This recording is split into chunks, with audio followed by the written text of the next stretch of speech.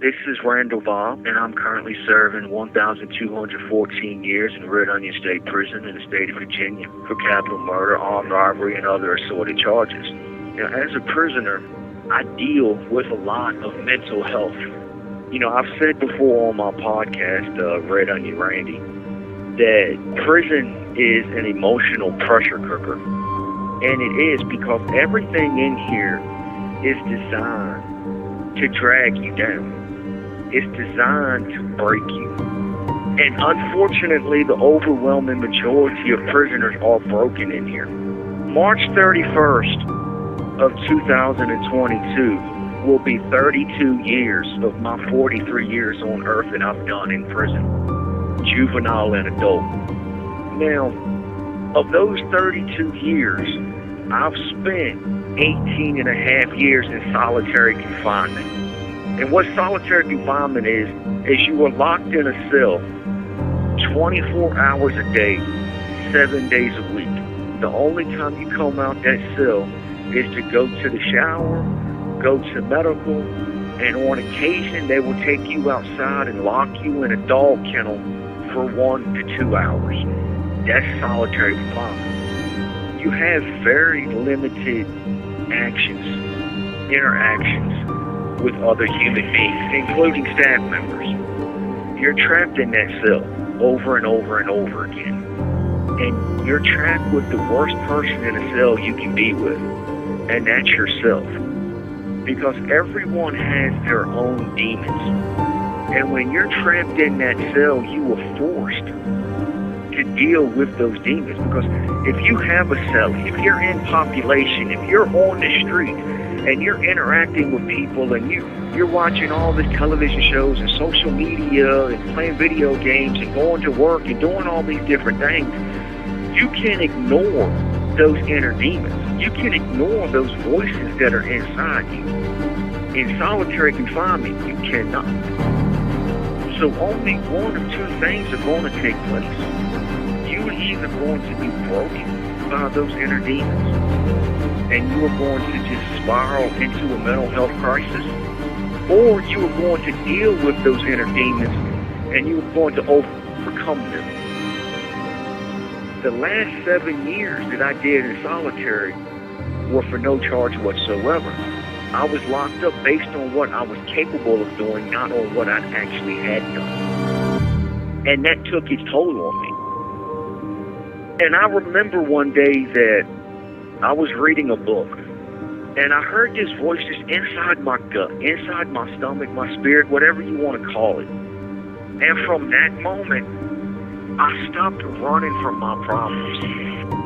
I stopped blaming everybody else for my problems. And I started dealing with my problems, and it was difficult. But one of the things I was able to do that helped me was positive self-talk. Because we all need encouragement. And the person that we need encouragement from the most in our lives is ourselves. In prison, you have classes, you have programs like anger management, thinking for a change, stuff of that nature. And they don't work. They don't work. What works is looking in that mirror and saying, okay, who and what am I? And you have to be honest. You cannot lie to yourself. You cannot deceive yourself. When I held myself up to Landman Dragoon, just a character in a book, not even a real person, just the figment of Robert Jordan's imagination. And this man was honorable. He was loyal. He was as tough as they come. He never quit. He never gave up. He never stopped fighting. He truly and genuinely believed in what he believed in. I was none of those things. I was a liar. I was a thief. I was a murderer. I was selfish. I was narcissistic. I only cared about myself. I only cared about what I wanted, what I needed. I felt so bad about myself. I had no self-esteem. I had no self-belief. I had no self-confidence. There was nothing good in me at that point in my life. There was not one good thing about me. But when I heard that voice saying the only difference between you and land are the choices you make, it woke something up inside of me. And I'm hoping that hearing this from me is going to do the same for you, that it's going to wake something up inside of you. And then it will give you the courage to look in that mirror and face those inner demons. And I started talking to myself in the mirror. I would literally stand in the mirror and I would look myself in the eyes. And I would talk to myself and say, you know what? You can do this. It's okay to fail because you're going to fail. Just don't quit. Don't give up. Don't stop. That's the worst thing you can do, is to quit, is to stop, is to give up. But if you keep standing in that mirror and saying, hey man, you're worth it. You're a good person. You can do better, and you need to do better. But at the end of the day, you are a good person. So tell yourself that constantly. You know, this is where people go wrong with positive self-talk. People think that they have to believe it right away, that it has to be immediate. No, it doesn't. And it wasn't for me. When I first started saying I was a good person, when I first started saying I was no longer a criminal, when I first started saying I was no longer a liar, when I first started saying I was no longer a piece of shit, I was no good, when I first started saying those things, I didn't believe them. But I kept saying them over and over and over again until I did started to believe them. And then, once I started to believe them, I started to become those things. I started to grow in self-esteem and self-confidence. I started to believe in myself. I started making good choices. You know, I started to control my emotions. I started to control my own narrative. I started, for the first time in my life, to write my own story. And because I was able to write my own story, I was able to overcome those demons. I was able to overcome my past.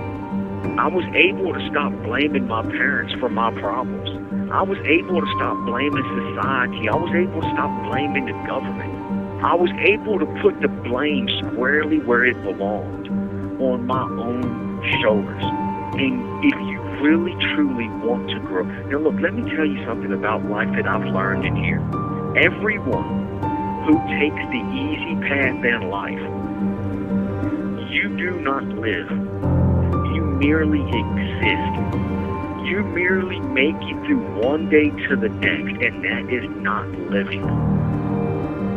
The only way to truly live in this life is to live through the pain. Because pain and experiences and heartache and failures and successes and love and joy, all of those things is what makes life so beautiful.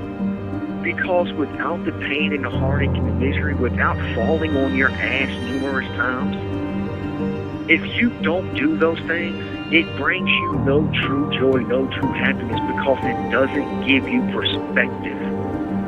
It doesn't give you wisdom. It doesn't give you any type of strength. So don't look at your pain. Don't look at your heartache. Don't look at your failed relationships. Don't look at your internal prison sentence. Because all of us do prison time one way or another in this life. It's inescapable. You are going to be a slave to your emotions until you learn how to control your emotions. And by learning to do those things, by overcoming these things, it brings out the beauty in life. Because one of the most beautiful things I've ever seen, it wasn't some manicured garden at Buckingham Palace or some botanical garden in New York City or wherever. One of the most beautiful, most stunningly gorgeous pictures that I've ever seen in my life was this little small flower in this wasteland. It was just nothing but dirt around. There was literally actual trash and garbage all over the place. And it was just a place that you don't want to see a picture of, but it was just one little flower. And it wasn't the most beautiful flower in the world. It wasn't tall. It didn't have the most vibrant colors, the darkest green, the brightest reds, or nothing like that. It was just a scraggly little flower. But it was the most beautiful picture I've ever seen because it represented my life in such a fundamental way. And you are that flower. You are that flower in the wasteland of your life, in the garbage of your life, because every last one of us has baggage. Every last one of us has garbage in our life that we want to get rid of. But if you focus on yourself being that flower, and I encourage you to find a picture like that off the internet, print it out, and put it up beside your mirror. It doesn't have to be some huge picture, just a little small picture to where you're going to see it every day you look in the mirror, when you put your makeup on or you shave or you comb your hair or whatever. And see that. Give yourself that little visual representation that I am something beautiful in the garbage in my life. And tell yourself these things over and over again. I can do this. I will do this. Because guess what? You can do this. And you will do this if you keep doing it over and over again, because you don't have to believe it in the beginning. You just have to keep saying it over and over again until you do believe it. Write your own narrative. Because I've done it in prison. And Red Onion State Prison is considered one of the worst supermax prisons in the world. It's better now than it was. But when I was coming up, it was hell on wheels in here. You heard the guns in the booth shooting every day. People were getting beat up every day. People were fighting every day. People were getting stabbed every day. People were up here getting raped on regular. You have 1 minute remaining. I had to go through a whole lot of stuff in my life to get to the point where I'm at. And if I can do it, and the sad thing is to say, even still in prison, I'm one of the most well-adjusted adults you'll meet. And it's because I wrote my own narrative. It's because I started talking to myself and saying good things about myself. Now I no longer lie. Now I walk this yard with my head held high and my shoulders back. I know who and what I am. And it's because I wrote my own narrative. And that narrative, I'm a good person. And that's who I will always be. And you can do the same. So believe in yourself. And if you don't believe in yourself, I'll believe in you for you. Because we're in this together, people. And we have to help one another. So help yourself so that you can help someone else.